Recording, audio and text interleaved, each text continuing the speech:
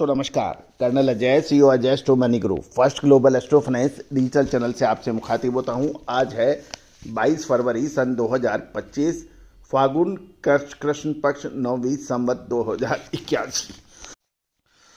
दोस्तों Ajay astro money group first global astro finance digital channel है जो आपको अग्रिम विश्लेषण खाद्य तेलों और तिलहन पर देता है।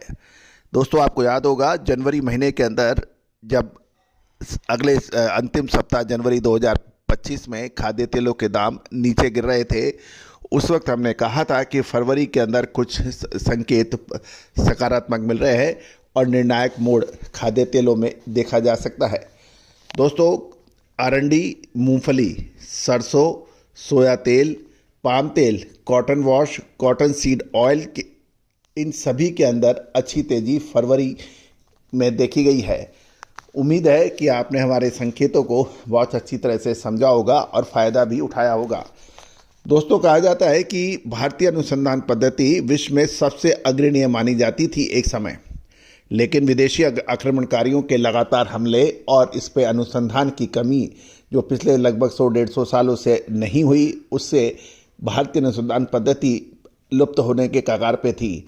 हमने लगभग 25 सालों से लगातार मेहनत कर इस विद्या को पुनः जीवित करने का प्रयास किया है। फंडामेंटल एनालिसिस और भारतीय अनुसंधान पद्धति का जब अद्भुत संगम होता है तो अद्भुत अग्रिम विश्लेषण रिसर्च निकल के आती है, जिसका हम लगातार आपको परिचय देते हैं। दोस्तों ये चैनल का मकसद ही यही है कि भारतीय अनुसंधान पद्धति को फिर एक बार विश्व में स्थापित किया जाए। मुझे बताते हुए खुशी होती है कि आज अर्जेंटीना, ब्राज़ील, अमेरिका सभी जगह से भारतीय अनुसंधान पद्धति की रिसर्च की खोज परख हो रही है और लगातार इसकी पॉपुलैरिटी पूरे विश्व में फैल रही है। दोस्तों क्या आप भी इसका फ़ायदा उठाना चाहते हैं? तेज़ी आने से पहले और मंदी आने के से पहले मानसून की खबरें, अग्रिम अनुमान, विश्लेषण, ये सब आपको मिल सकता है सहयोग राशि अदा करने पर। दोस्तों आपका सहयोग अनुसंधान को आगे बढ़ाने में मदद करेगा, क्योंकि बगैर वित्तीय साधनों के और मैनपावर के कोई अनुसंधान लंबे समय तक जारी नहीं रह सकता है। आप भी सहयोग कर सकते हैं और रिसर्च रिपोर्ट प्राप्त कर सकते हैं। जानिए रिपोर्ट विस्तार से। दोस्तों खबर निकल के आ रही है कि वेज ऑयल के शुल्क में फिर बढ़ाने की तैयारी हो रही है। पिछले लगभग 6 महीने में दूसरी बार खाद्य तेलों पे ड्यूटी बढ़ाने की कवायद चल रही है। गौरतलब है कि साल 2024 सितंबर महीने में खाद्य तेलों पर ड्यूटी बढ़ाई गई थी और उसके बाद बाज़ारों में तेज़ी देखी गई थी। गौरतलब है कि हमने आपको सितंबर महीने से पहले ही आपको अपडेट दिया था कि खाद्य तेलों में तेज़ी आ सकती है। गौरतलब है कि खाद्य तेलों पर शुल्क बढ़ाने का प्रमुख कारण किसानों को तिलहन के यानी ऑयल सीड्स के दाम सही मिल पाए, ऐसा बताया जा रहा है। भारत 6 महीने में दूसरी बार वेजिटेबल ऑयल के आयात शुल्क बढ़ाने की विचार कर रहा है, जिससे तिलहन के संघर्षरत किसानों को समर्थन मिलेगा। गौरतलब है कि आधिकारिक रूप में कुछ बातचीत चल रही है, लेकिन अभी नोटिफिकेशन नहीं आई है, लेकिन जल्दी घोषणा की उम्मीद लगाई जा रही है। ये वृद्धि घरेलू तिलहन की कीमतों को बढ़ावा देने के उद्देश्य से बताया जा रहा है, लेकिन इससे पाम तेल, सोया तेल और सूरजमुखी तेल की आयात कम हो सकती है।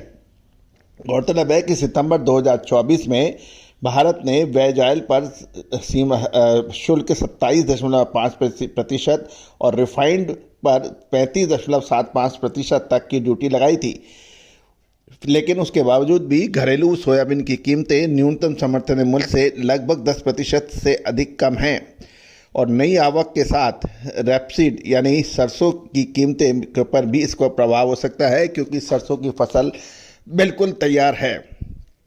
गौरतलब है इसी को देखते हुए भारतीय रिफाइनर्स ने मूल्य वृद्धि के शुल्क वृद्धि के डर से लगभग 1 लाख मीट्रिक टन कच्चे तेल की खरीदारी रद्द की है। और कुछ लोगों का ये भी कहना है कि इन्होंने, क्योंकि खाद्य तेलों में अंतर्राष्ट्रीय बाज़ारों में ज़बरदस्त तेज़ी रही और जो कम भाव पे सौदे थे उसको मुनाफा लेके ऊपर के ऊपर सेटलमेंट किया है। दोस्तों, इसके ऊपर हमारा एक पूरा एपिसोड हमने कल अपलोड किया है, उसको भी देखना बिल्कुल ना भूलें। दोस्तों, ये भी ध्यान देने वाली बात यह है कि भारत अपने खाद्य तेलों का लगभग 2/3 2/3 बाहर से इंपोर्ट करता है, क्योंकि हमारे यहाँ खाद्य जो ऑयल सीड्स हैं उसकी मात्रा इतनी पर्याप्त नहीं है कि इससे हमारी घरेलू आवश्यकताएं या पूर्ति हो पाए। दोस्तों, ये एक खबर सकारात्मक रुख लेके आ सकती है ऑयल सीड्स में और खाद्य तेलों में, लेकिन जैसे ही सरकारी अधिघोषणा होगी हम आपको अपडेट करेंगे। अभी तक कोई अधिकृत रूप से कोई सूचना नहीं आई है। All the very best, good luck, happy trading.